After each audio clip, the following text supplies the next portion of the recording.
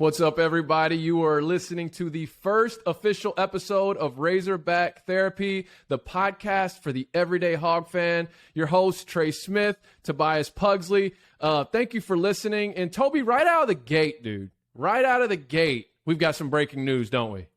Right out of the gate. Got some breaking news. 4-star point guard Layden Blocker, soon to be bumped to a 5-star, is what most recruiting services are projecting, that he will end up being a 5-star before it's said and done. Just committed to the Hogs. Musselman does it again. And here's what's crazy, Toby. Like, I'm not even, overly excited like I used to get. And it's not because I'm not happy for the Hogs or happy to have a new high 4-star recruit for the 2023 class, soon to be 5-star recruit, actually from Little Rock. I think he's finishing out his high school career at a private school out in Kansas right now. But Muss has created this expectation in me now as a fan, like, oh, yeah, of course. He's from Little Rock. He's a 5-star. Yeah, where else would he go? Or he's a 4-star now, soon to be 5-star. Where else would he go? He's going to come to the Hogs. I mean, and I don't know if that's a good thing or a bad thing, but all I know is that I can't think of a better time to be a Razorback basketball fan right now. And if you haven't already bought the stock, I'm telling you, with the group that just came in that's currently on campus, this could be the year, dude. I know that's what everyone's saying, but this could be the year. You better get on the bandwagon now because it's filling up fast, man. I'm telling you, Eric Musselman has changed the culture at Arkansas. I mean, you nailed it, brother. It's the expectation now that we get 5 stars. I remember a day where we were high-fiving and hugging if we got a 5-star. And just so the body of work that Musselman's put together and the players that are coming out of Arkansas now, man, just hats off to him. And man, I tell you what, being back in that stadium, I got a chance to go to the Kentucky game, not last year, but the year before. Oh, It was deafening, Trey. Yes. Like, literally, you had to put your hands over your ears because it was so loud when they ejected Calipari. Yeah. And, man, that's what Arkansas Razorback basketball is all about. Well, what's crazy is that not only is he bringing in this level of talent, but it's translating to wins, okay? Back-to-back Elite Eights. Like, it's translating to performance on the court, and then it's translating to these guys getting developed and drafted. I think we just had our 3rd straight year with a Razorback drafted in the NBA draft, which we're going to talk about him later in this episode. That's none other than Jaylin Williams. Last year had Moses Moody as a lottery pick. So whenever you can start to build a program where you're bringing in the top-tier talent, you're winning with that top-tier talent on the court, and then you're putting that talent in the draft. Like, that's the makings of a potential dynasty-type program, or what we like to call the Blue Bloods. And Muss has said it. He's called Arkansas a sleeping giant. Well, we're awake now. Arkansas basketball is fully awake, and I don't expect it to be long before we end up cutting down the nets after the last game played at the end of March, early April. So, yeah, man, because I'm telling you, like you said, we're awakened. Like, we've just yawned. Like, we ain't even got out of bed yet. Like, we're just now, getting up. And I'm telling you, man, Musselman, he has the recipe for success there. And if you look at him, he really capitalizes on every opportunity to be visible. I mean, he was at Omaha to watch the Hogs play in the World Series. On the football, he's on the football jumbotron because he's at home games. He goes and supports the team because he knows the impact that's going to have in recruiting, and he's a social media genius. Speaking of Omaha, is it too soon? Can we talk about that? Man, it still hurts. I'm still. So if you've been living under a rock for the last couple of days, you may not know this, but Arkansas got bounced from the College World Series in the elimination game against Ole Miss. Dude, that pitcher, I mean, he shut us down. I mean, you literally, as much as it pains me to say this, you just have to tip your hat. Like, you got beat. Connor Nolan, who pitched for us, did exactly what he was supposed to do. What did he go, 7 innings and gave up 2 runs? I mean, you can't ask for much more than that. But our offense just couldn't get it together, and we got shut out 2-0. What are your thoughts, man, about these OmaHogs? I mean, heck of a season. Well, first and foremost, I personally, given kind of how the end of the season went, I didn't even really expect him to be there. And, then what happened in the SEC tournament, and, I was like, man, I just don't know. We make it. And I mean, like you said, I don't know what else we could have done in that game because, we pitched great. It just, couldn't hit the get ball. runs. And I mean, it just hurts, man. It just hurts. So kind of some backlash I've seen on that. And you were seeing this, or I was seeing this while we were in Omaha, particularly after we lost that game, that first game to Ole Miss. A lot of people start wanting to question Dave Van Horn. And then you have like this pocket of our fan base who is on this just, I don't know, bandwagon of, well, Dave Van Horn can't get it done. He can't get it done. He can get us to Omaha, but he can't get it done. And it's weird because it kind of goes back to the same thing I was just saying with Muss and recruiting, where Dave Van Horn's been so successful. Yes, he has not won it all yet, but he's been so successful that it's created this expectation in us as fans where we're now disappointed if we don't win it all. And so I have a question for you, Toby, because I know you're very much team Dave Van Horn, correct? Oh, yeah. Big time. Yeah. And I am too. And so my question that I want to just kind of throw out there, and if you're watching on YouTube right now, go ahead and comment down in the comments what your answer to this is. But it's a would you rather, right? Would you rather be a team that has been to Omaha 5 times in the last decade, meaning that you've advanced to the College World Series 5 times in the last decade, and in one of those times got to the finals, with no signs of slowing down? You've got a program that year in and year out, you're always going to have a team that has the potential and is a threat to not just get to Omaha, but make some noise when they're there. Or would you rather be a team like a Coastal Carolina who won it all in 2016? Coastal Carolina won the College World Series in 2016, but that's a program that has not been back to Omaha since, and they never made it to Omaha before. So their one trip was in 2016. They won it all. They were a one-hit wonder, but hey, they won the championship.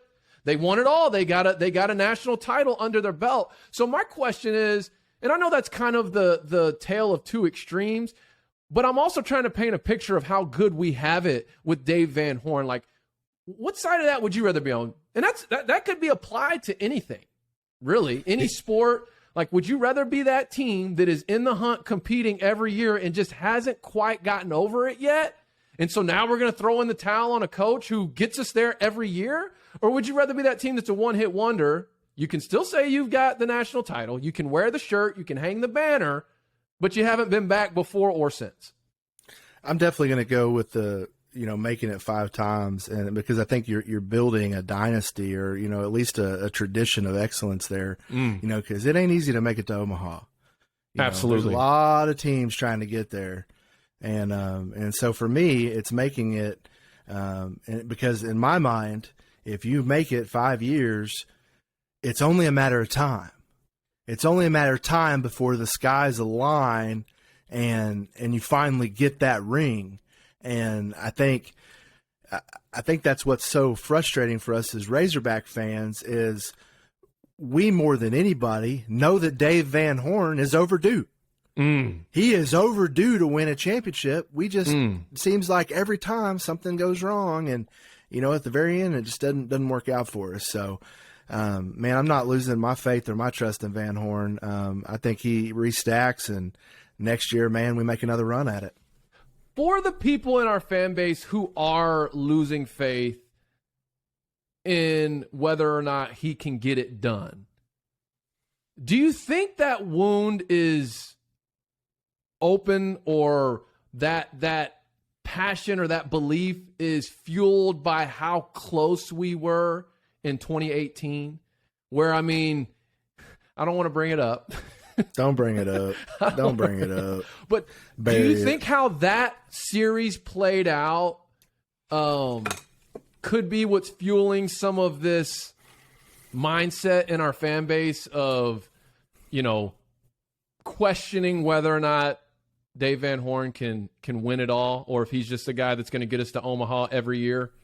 Yeah, I mean, because if that doesn't happen, I mean, there is no question because he would have got it. I mean, it was just, and that's for those guys to work so hard and put all that in, and you know, that's what I like about Van Horn because he's very much like a basics guy. Like he tries to do it the right way, and so it's frustrating for me because it's like all the odds are against him. Everything that's going to go wrong will go wrong, and but it's just a matter of time. I mean, I think you also got to look at what happens to players after their career at Arkansas. Well, Trey, I can't remember a time in recent history where there's been more MLB players playing that were former Razorbacks.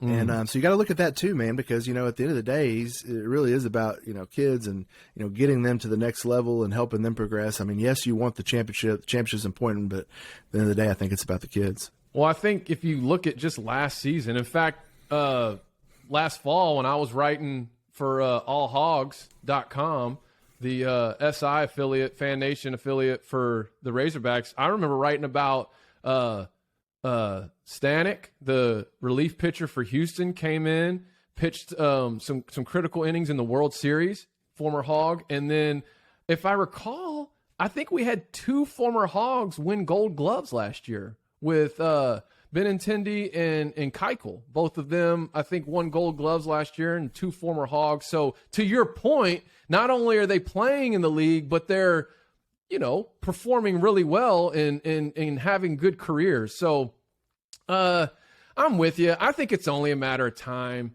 before we finally just get over that hump. It does. I hate it because it really felt like this year, coming off of such a bad finish to the season and in the tournament, and then kind of felt like we were starting to peak from the regionals to the super regionals, and then coming into Omaha, thought, hey, maybe we're going to be that team that we just caught fire at the right time and go in and get it done. And essentially that's what Ole Miss is doing right now. As much as I hate to say that, they came in as basically the 64th team, and now they're 2 wins away from winning it all. So anyways, it is what it is. It's what it is. OmaHogs will be back next year. I believe it, and I think it's only a matter of time before Dave Van Horn gets it done. Okay, let's transition, Toby. I mean, we hit some basketball, we hit some baseball, but that is not the heartbeat of the Razorback Therapy. What is the heartbeat of Razorback Therapy? Tell us. Our first love, man, it's football. It's the Arkansas Razorback pigskin football, baby. And I'm going to tell you right now, love the Hogs. They're my heart and soul. But I'm also just a college football purist. Like, I just love college football. Something about it. And there was some big news that dropped, 2 days ago that is still being talked about as it pertains to college football. The number 1 recruit, the number 1 overall recruit for the 2023 class made his decision, Toby. He made his decision. Whoop-de-doo. Sorry, man. This just does not do anything for me. Let me tell you what this is like for me. And you all have these people in your town that have the last name that everybody knows, that they kind of hang their hat on. Now, they may not be worth 2 worth cents. a darn. Worth a darn.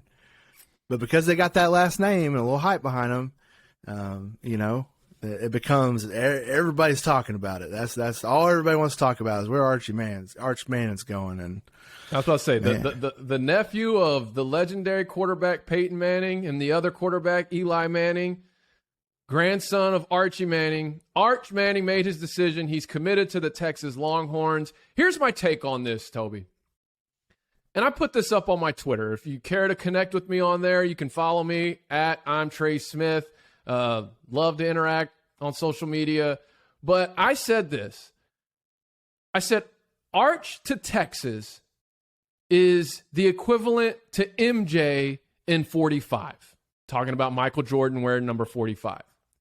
This would have hit different had he gone to Georgia, Bama, Ole Miss, or even Clemson. I'm not sure that any Texas fans would be listening right now, but if you're just a pure college football fan, in addition to being a Razorback, you know that's true. And what I mean by that is if we want to let Arch be the MJ of this class, because he's the number 1 overall recruit. He's considered the best. Now, whether that's because of his last name, whether that's because of his talent, I don't even know. I don't know much about the kid, so I can't really speak to how good or bad he is as a quarterback or will be at the collegiate level. All I know about him is that his last name's Manning, and both his uncles and his granddad were really good quarterbacks, great quarterbacks, and I know that he had a really good throw at a camp like last fall that went viral on social media. Other than that, I don't know much about him. But he is rated number 1. So if he's rated number 1, I'm going to give him the MJ. And the Longhorns, they're number 45 to me. And what I mean by that, if you don't really know what the whole 45 with MJ, that was the whole thing when the Magic bounced Chicago from the playoffs when MJ returned from playing baseball. Nick Anderson said, yeah, 45 just ain't the same as 23. And then obviously Jordan went back to 23, and then they go on to win 3 more titles. It kind of fueled that whole next three-peat run. And here's the thing. There's this delusional overreaction right now from the media and from the Longhorn fan base with him making this decision. I don't blame the fan base, because if the number 1 recruit in the country committed to Arkansas, I'd probably act the same way, just because I would. I know myself. And I don't know that we've ever had that. And if we have, it's been a very long time. But what's bothering me are all these media people that I believe are only hyping this up because they're benefited by Texas being good. What do I mean by that? It is good for college football when a team like Texas is good, right? Because they I don't know why they still get considered a blue blood program, but they are. And when they're good, it's good for college football. Like I can objectively say that even as a Razorback fan. So these media people who benefit from that, because obviously when a team like Texas is good, it's kind of like when a team like USC is good, right? There's more engagement, there's more views, there's more clicks, there's more just overall interest. And when there's more clicks, more views, more overall interest, there's more money. And so I believe that a lot of these takes that I'm seeing, Texas is back, Arch coming to Texas is going to reshift the landscape. I mean, just some crazy things. I saw one guy who was saying, oh, Texas-Ohio State is a CFP matchup we're going to see in a couple years. Here's my problem with all of these takes. Texas has not had a problem bringing in top-tier talent. Like, they've been bringing in top 10 classes for the last decade. It wasn't but a few years ago they brought in back-to-back top 3 classes. Just a few years ago, back-to-back. I think they had the number 2 class in back-to-back years. And that cohort of that combination of classes, which should have been their year to shine this past season, they had one of the worst seasons in school history, one of the worst losing streaks in school history. And there's always an excuse. It's Sark's first year. He just got to get his guys. Yeah, he's got Arch Manning. They're going to... Dude, are you kidding me? Like, Texas's issue has not been recruiting. Their problems go far beyond that. They've always brought in top-tier talent. They don't develop it. They don't translate to wins on the field, and they don't put guys in the NFL draft. And I think I have an opinion on that I won't get into right now, but it has to do with everything that's surrounding that program and some of the outside voices surrounding that program. But, I mean, look at them this past year. After they beat, was it Louisiana or whoever it was in their first game, and Texas fans were like, Sark's already doing. They take one trip to Fayetteville. We send them back to Austin. There's a quarterback controversy. Half the fan base is already calling for Sark's job. And then they had guys quitting left and right. And then they went on to have one of the worst seasons in school history. So I'll believe it when I see it, if Arch Manning is really going to come in and change this program. But, dude, they're 45 as far as I'm concerned. Texas is 45. Had he gone to Georgia, I'd be a little worried about that. You put him in that program, had he gone to Bama, had he even gone to Ole Miss or Clemson, I would be more worried than looking at him at Texas. And here's the deal, Toby. Texas is a future opponent. Could be a future yearly opponent of the Razorbacks when they come to the SEC. I know it's set for 2025, but if you look at what the Big 12's been doing, I think it could be before then. They're going to bump it up. And Pittman's already said it. What'd he say? He said, I'd like to play him every year. I wish we would, man. You know my hatred for Texas run deeps, but I think you nailed it there. If you're bringing in top tier talent and you're not developing them and making them better, and it's not showing up on the field, then what's the point? Why are they getting so excited? I mean, I think it goes back to, if you look at back when Texas, what I would be considered decent, back in the Mac Brown days, it was that Texas hard work mentality, because that's what worked for them. And now I personally, if I see what's coming out of Austin, it's the pretty boy mentality. And Arch Manning is the biggest pretty boy in all of college football, in my opinion, the biggest pretty boy recruit. And what really ticks me off, Trey, is this ain't Eli's son. This ain't Peyton Manning's son. This is the other guy's son. Texas still sucks, no matter what. So you got me fired up, dude. Well, you got me fired up. But there's substance to what you're saying, because they do. They do suck until they prove they don't. And who they bring in as a quarterback, in my opinion, doesn't change that. They just brought in the number 1 overall recruit from last year's class, from the transfer portal, Quinn Ewers. He's supposed to be their quarterback this year. And I've seen some takes that say, oh, y'all just, everyone doesn't understand the plan. The plan is for Quinn to start this year and next year so Arch can redshirt, and then he'll take over as a redshirt freshman when Quinn goes to the NFL. Let me just give a little bit of background on Quinn Ewers real quick. He chose to forego his senior year of high school football. So he did not play his senior year. He went straight to Ohio State because he had some pretty lucrative NIL packages available. He set the bench the entire year behind C.J. Stroud, who went on to become a Heisman finalist. Now he's transferred to Texas. But if you go back to Ewers' junior year of high school, he got injured. So he only played a few games. So we're talking about a quarterback who hasn't played a meaningful snap of actual competitive football in almost 2 years. And I'm just supposed to expect, because his rating was so high, that he's going to come in and play 2 seasons and go off to the NFL and then set the table for the golden child of college football to come in and take over. Like, I get it to an extent. I understand that certain media are going to hype this up because it'll benefit them by making it seem like Texas is elite again, right? Because that helps drive interest and engagement. But if we just want to talk like reality, it's exactly what you just said. Texas sucks until they prove they don't. Well, we're pretty fired up now, Toby. I think this is probably a good time to transition to this next segment. Why don't you take us into it? Absolutely. Get them shades on, man. So this is halftime, and this is a segment we like to call Why We Drink. Busting it open. Welcome to our first rendition of Why We Drink, inspired by Arkansas's very own Justin Moore and his hit song, Why We Drink. During this segment, we're going to share what is the most Arkansas thing that drives us to drinking. And we encourage you to share what drives you to drink down in the comments. But before we do that, Trey, I'd like to salute our drink of the week coming from Raps Baron Brewing Company. My favorite brewery in the state of Arkansas, man. And if you're ever in Mountain Home, Arkansas, you have to swing by and see this place. It's unbelievable. Kyle, the brewmaster, makes one of the most delicious beers in the state. My personal favorite here, the Boston Mountains New England IPA. Man, it's delicious. And also the food there is great. And they're located right in the heart of Arkansas's first entertainment district. So check them out. Russell Tucker and his staff will take great care of you over there. They're located at 601 Baker Street in Mountain Home, Arkansas. That's Raps Baron Brewing Company. So, Trey, with that, what's your Why We Drink of this week?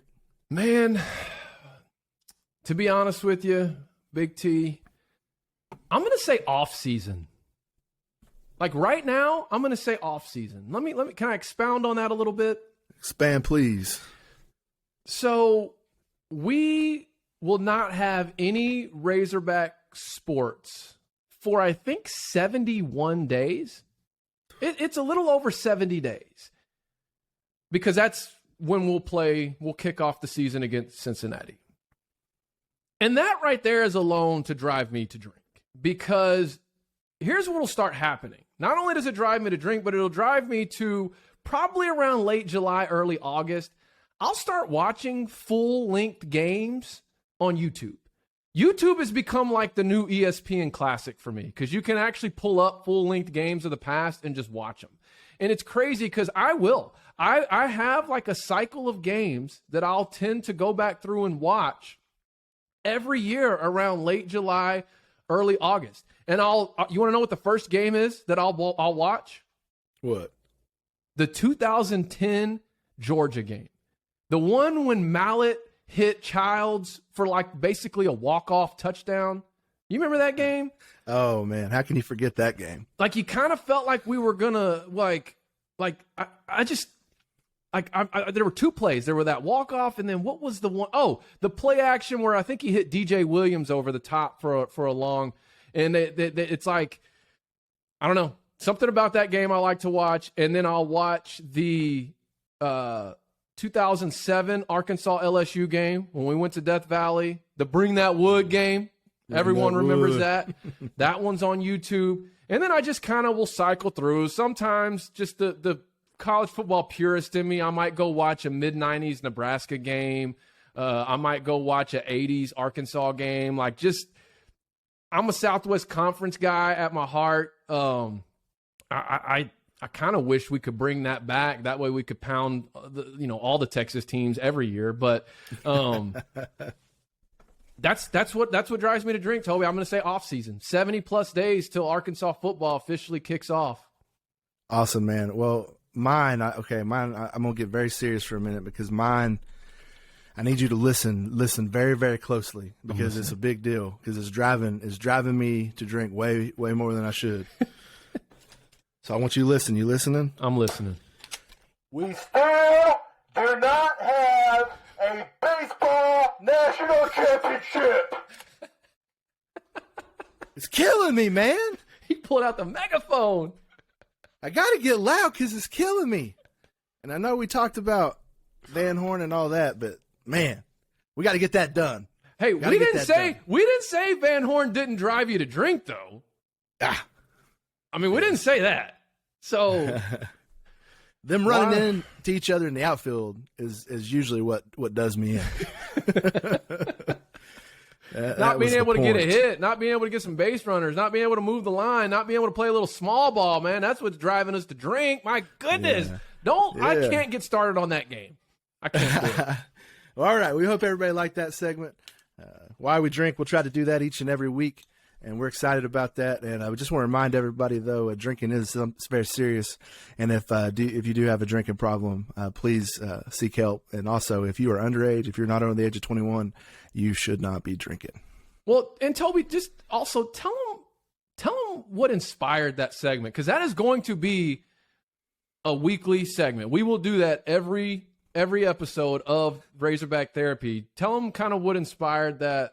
Well, you know me, man. I'm an Arkansas homer. Like I am Arkansas to the blood, through and through. And I'm a big fan of Justin Moore, who's a big, big Arkansas fan as well, and from Arkansas. And he's out there making us proud.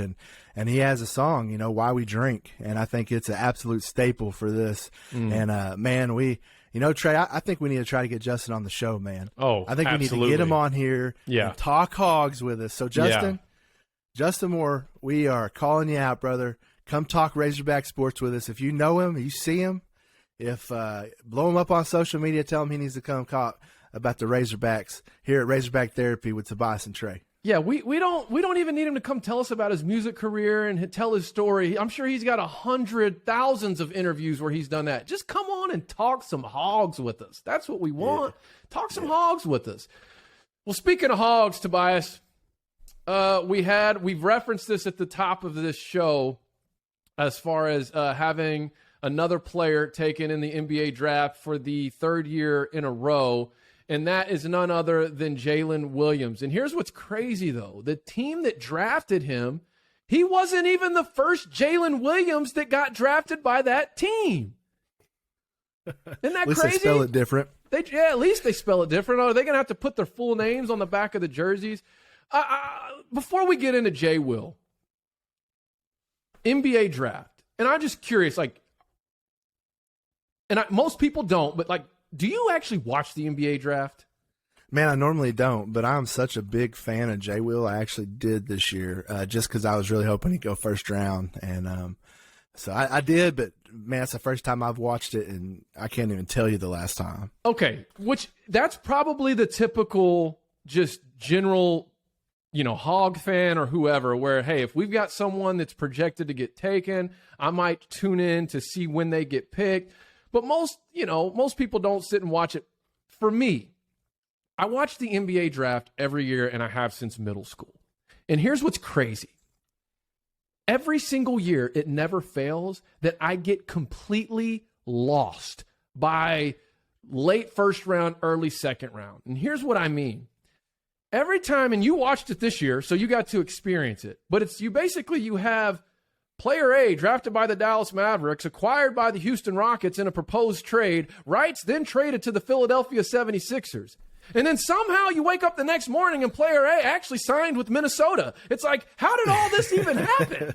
And so, whereas like if you watch the NFL draft, which more people typically watch, it's very clear who's going where. If a trade happens, like if the Eagles trade their pick to the Steelers and the player gets selected, the player gets a Steeler hat, a Steeler jersey, he holds it up, you see it on the ticker, it changes from Eagles to Steelers, and they don't do that in the NBA, and I kind of understand why. It has to do with everything is agreed in principle. It doesn't actually go into effect, I think, until July 1st, maybe not. I don't know what the actual dates.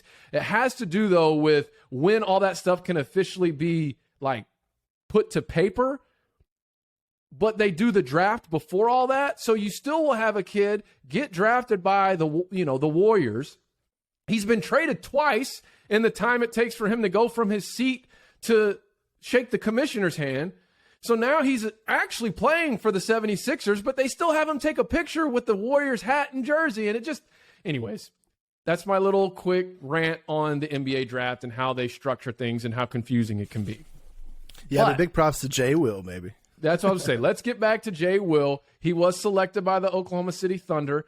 Ironically, a team that not only selected another Jaylin Williams earlier in the first round, but they also picked Chet Holmgren from Gonzaga, who Jay Will gave the business in the Sweet 16. You bet they'll have some good practices.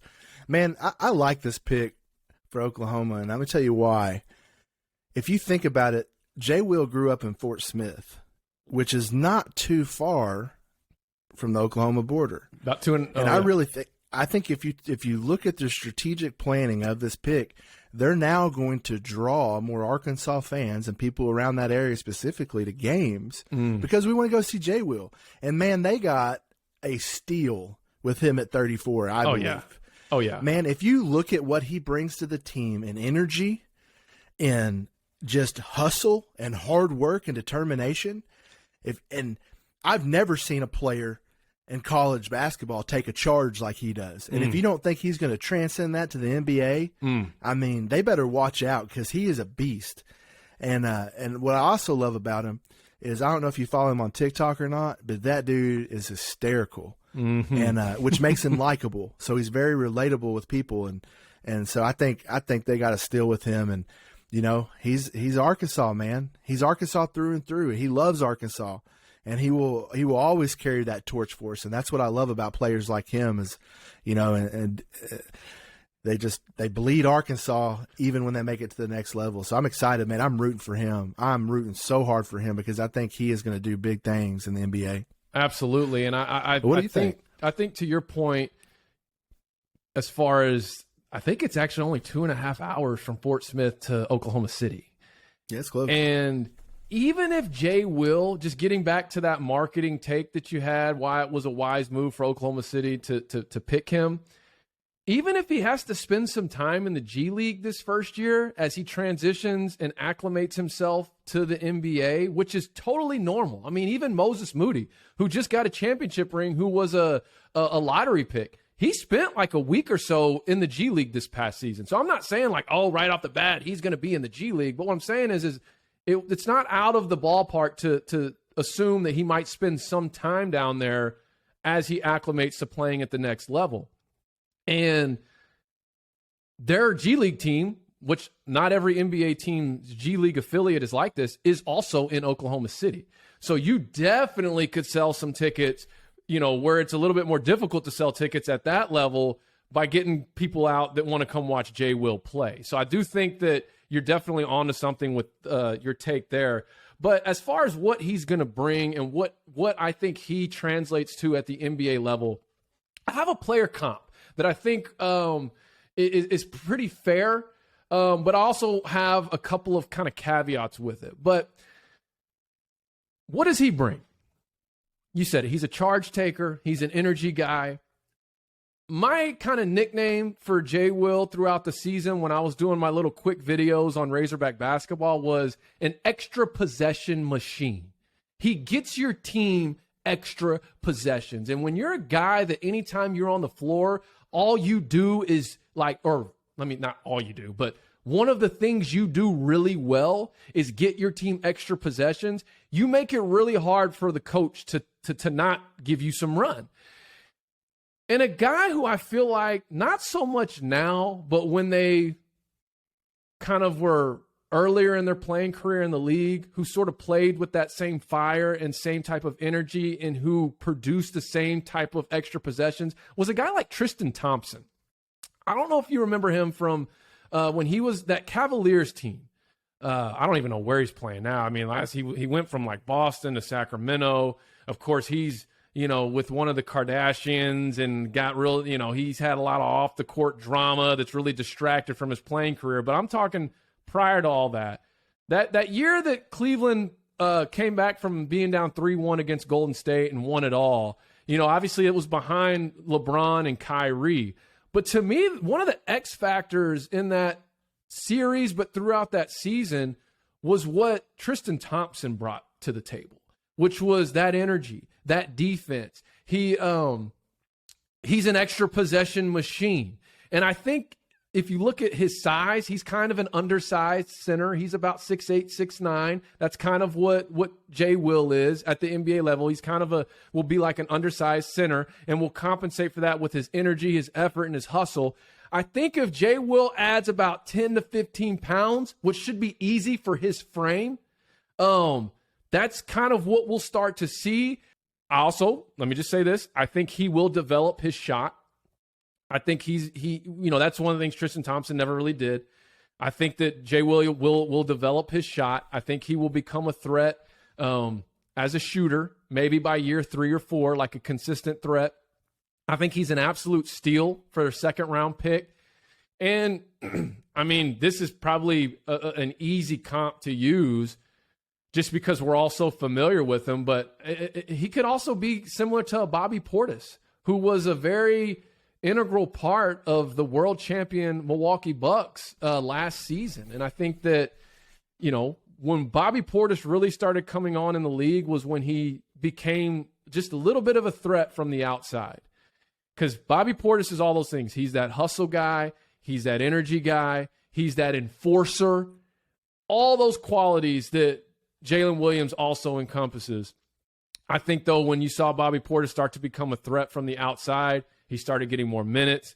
Then suddenly he gets in with a team where he was basically the missing link with Milwaukee. And as he got acclimated to being in that rotation, I mean, God, they love him up there. I mean, Bobby. And so I could see Jay Will being that type of dude, being kind of a Tristan Thompson, Bobby Portis sort of hybrid in the NBA. I was really hoping the Mavericks would get him because I am a Mavs fan. I think he would pair so well with a guy like Luka Doncic. But yeah, dude, that's what I think. I think regardless, Oklahoma City's going to love him. That town, the fan base. You're going to really, really like this guy. If you've not looked at him, if you've not checked him out much, check him out. Just go back and watch that game where they stormed the court this year and just look at his energy and his intensity, and man, he'll fire you up. So Trey, I want to transition right now because I think, this being the first episode of Razorback Therapy, I really want to explain to folks, what this is and what's going on. So just tell us a little bit about College Game Time and what College Game Time is. Okay, so the Razorback Therapy, we are a podcast. We are presented by College Game Time. Obviously, you're welcome to visit collegegametime.com. Because I'm a Razorback fan, a lot of content for the Razorbacks goes up on that site. But College Game Time, as a whole, the vision for it is to cover the entire national landscape of college sports, right? Particularly football, basketball, and then obviously baseball whenever we get around, that June time. But College Game Time, go to collegegametime.com. It's kind of a content outlet, a media outlet for college sports content. But what we also are, and this is kind of the example I use, Toby, with people, is it's like a record label is for in the music industry. It's kind of like that for this content podcasting space, right? That's becoming very, very popular. It's really becoming a career path for people now, but there's not really a practical guide to how to become a full-time content creator. I myself have just recently crossed over to doing this full-time. I spent a little over a decade in public education. So if you're a public educator listening, know that I am one of you. I worked as a middle school, high school teacher and coach. I was an assistant principal. I did my grad school at the U of A, got my master's degree from Arkansas. Shout out Dr. Carlton Holt. He was I don't think he's still there, but when I was going through the system program, he was one of the ones that really worked with me a lot, and Dr. Bankston. And then lost my train of thought there. I was talking about, I get going on Razorbacks, and then it's like a squirrel. But bottom line is, it's a podcasting, content creating field. Oh, I was talking about being in public education. I was saying, and I worked as an assistant principal, and then I worked at the central office level. And now I am full-time doing this. And right now at College Game Time, we've got several podcasts. We've got Razorback Therapy, which is sort of exclusive to Razorback fans. And obviously I'm a huge part of that one, Toby, because this is my heart and soul. And we'll talk about that in a minute. We also have one called Blue Bloods, which it's more of like a national kind of college football podcast. And it's funny because we debuted that one last football season, and I talked so much about Arkansas on that show that I was like, okay, at some point when we get to the capacity, I got to have just a Razorback only show, in which we now have. And then a new show that we'll be debuting this fall is a Pick'em show. So if you like fantasy sports, if you like Pick'ems, that will be a great show. And that's a show you never know who could be on it, who could show up. But that's kind of where we're at from a College Game Time standpoint. And we are looking for talent. We want to expand. I think if you look at some of the models that are already out there with like Rivals and the 24/7 Sports, or even the Locked On Network, they cover the national landscape of really every single team. And so we are looking to expand where we can get, a Baylor, a talent who's specific to Baylor, or a talent who's specific to Oklahoma, where we can start to expand out. But really, Toby, what we're doing with Razorback Therapy is we're setting the blueprint for what we want that to look like as we expand out to other teams and schools and finding talent. But if you're listening and content is something you've wanted to do, whether it be for a living or wanting to get some experience, maybe you're a college student right now. Obviously, I'm sure it's mostly just Razorback fans listening, but if you've got family that go elsewhere and are passionate elsewhere, you can reach us, info@collegegametime.com. And, we'd love to hear from you. But that's kind of the quick pitch on College Game Time. But, Toby, let's talk about Razorback Therapy, right? What is that? Man, when you really think about Razorback Therapy, if you think about the toughest times in our lives, like for me personally, I'll give you an example. The toughest time in my life was COVID. I work in healthcare. I do public relations and marketing for a health system up here in North Central Arkansas, and which I'm going to go ahead and throw the disclaimer out. This show and what I do on here is in no way affiliated with the hospital and piece I represent, so I just want to make that clear. But during the height of COVID, man, it was a sad time. Everybody else was off, not working, most people, but healthcare workers stuff, we were still going to work. And of course there wasn't any sports or anything really going on, but there was radio and talk radio and people were still talking about the Hogs. And man, I think that's the only thing that kept my spirits up, just laughing and talking about sports and hoping it comes back soon. And so for me, man, that was my therapy. And I think you can look at multiple times in my life when I've been in places, and the Razorbacks have been what have kept me positive, kind of took my mind off things. What about for you, man? What is Razorback Therapy for you specifically? Well, the Hogs, I mean, they'll take you over the cliff sometimes. And sometimes you need some therapy just from the Razorbacks. And that's what we want to provide. Whether it's these SEC officials, whether it's us doing it to ourselves, whatever it might be, I'll tell you right now, I could have used some therapy a couple years ago after that Auburn game. I'll tell you.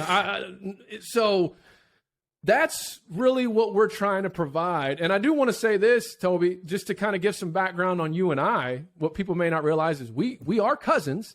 And we are cousins. Quite frankly, growing up with a huge pocket of my family coming from the natural state, like that was what influenced me, and Toby being one of the key figures in that influenced me into being, the committed Razorback fan that I am. In fact, as I'm saying all this, I still remember like yesterday, the moment where like it was a done deal for me was the Miracle on Markham. We were there. I'll never forget. I'm in middle school, high school. I think I was in high school. And it was like the buildup. We got up that morning. I remember we went to a local shop, and I remember we picked up some Matt Jones jerseys. And you could just feel it in the atmosphere. Like, it was a feeling I had never felt my entire life at any sporting event. And the game hadn't even started. It was like hours beforehand. Then we started tailgating. Then you took me to the golf course. Then we kind of I'll change your life. Yeah, we just going through that. Then we watched the players get off the bus, walk into the stadium, and on the hog walk or whatever, and that whole experience. Then you get to the game, and you're watching this game that had so much at stake. And really the whole time you just felt like it was death by 1,000 cuts. Like LSU was just slowly suffocating the Hogs. Like that was my personal feel as we were watching the game. And then all of a sudden Tally busts off a 70-plus yarder to the house, and it was like new life entered the stadium, entered everyone. And then, obviously, if you're a Hog fan, you know how that game finished. The Corey Birmingham in the back of the end zone. And what I remember most about that moment were two things. One, we had this one LSU fan, sitting kind of catty corner to us. He kept waving this seat pad with LSU on it, and someone snatched it and started beating him over the head with it. I remember that. After Birmingham caught that, and then Toby takes off his shirt, ripped it off, flinging it around. It was helicopter time, man. I was fired up. That I will remember the moment of that entire day for the rest of my life. And I think since that moment, I've bled Razorback red through and through. And yeah. I mean, through all the ups, through all the downs. And look, it's not that I didn't follow them. I mean, obviously, when you're growing up in it, I remember following them during the Sterner years. I remember watching them, Cedric Cobbs. I remember, watch Madre Hill just as you're growing up. But that was the moment where it was like, I'll never cheer. My loyalty will never reside with another team ever. Well, I know. I mean, we met a little later in life, and I still remember the first time I met you, and I think you had on a backwards Texas hat. And that burnt orange just got all over me. And I was like, man, this kid needs help. He needs some help. And so, man, good to see you sporting that Razorback red and becoming an Arkansas fan and turning it over to the bright side. Hey, you want to hear a funny story, though, about that? Yeah. Not about the burnt orange, but about the War Memorial or the Miracle on Markham game. So yeah. The gym I used to work out at, Houston Nutt used to work out, probably still does. I used to see Houston Nutt all the time there. And I remember the first time I saw him walk in, it was at a LA Fitness. And I was weighing myself. I had just finished, and I was weighing myself. And he came walking in, and I did like a double take because I was like, that looks like Coach Nutt. Like, what? Like, is he here? Like, is that really him? And so I didn't think anything about maybe I'm just, it was the season hadn't started yet, and I thought maybe I'm just seeing hogs, right? Like, I'm just so. And I looked again. I go, no, and so I went, Coach. And he kind of looked down like I said, Coach Nutt. And he looked right at me. Dude, I beeline to him. And I said, my name is Trey Smith. I was at the Miracle on Markham at War Memorial. And since that day, I bled Razorback red through and through. And he said, come on, kid. Come on. He was like, he started us anyways. And so it was kind of funny. But that's awesome, man. So yeah, dude, that was a great game, man. And that like you said, it's the memories like that, and many memories of Razorback games, and you and I together, and that's that's why we're doing this, because we've always had some good discussions, and now people just get to basically listen into our phone call, talking Razorbacks, and I think the other thing is, allow this to be your therapy too. If you're listening to this, engage in those comments. Yes. Make comments. We do reply to those things. Yes. We do have that conversation. Allow this to be your therapy, and let's have those conversations. And some of that stuff we'll bring into our next shows. And so allow yourself to do that. Allow yourself to be a part, engaged with us. We want that, and we want to build a relationship and talk hogs with you. Well, Tobias, I think that about wraps up our first episode. If you want to pay some bills for us there, I know you got a little read to close us out with. Absolutely. Let's ring that cash register. Today's episode brought to us by Para Inu. So Arkansas fans, you have to check out Para Inu, an all-new cryptocurrency and NFT marketplace started by some fellow Arkansans. And what makes them really unique is that a percentage of all transactions go directly to help veterans and or their families. And as they grow, the Para community grows. And when they reach certain milestones, Para will be providing opportunities to nominate veterans for life-changing events. So you got to check them out and read more about this. You're getting in on this at the ground level. We're just kind of starting out. So, in fact, I'm personally invested, and so we're really, really wishing the best for those guys, and we really appreciate and them being with us, coming on and doing this for us. So to learn more, all you got to do is visit para.global. That's para.global. Check them out. Well, and I'll say this, if you're listening right now and you've got a local business in the state, or if you do business with the state of Arkansas and you're interested in purchasing some ad space on the Razorback Therapy show, please send us an email, info@collegegametime.com. info@collegegametime.com. We can send you the documents. We can set up a call, whatever we need to do to make it happen. We got all kinds of different options. That's don't you? exactly all right. Kinds of things, and we're willing to work with you too to do something special, and so yeah. Like and Trey most said, importantly, if you're watching right now and you've been hanging with us, make sure to hit that subscribe button.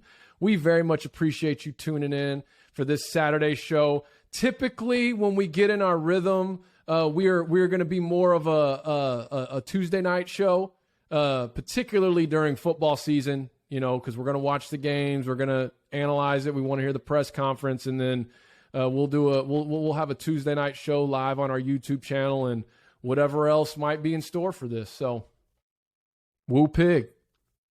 Fire up that jukebox. Turn it on.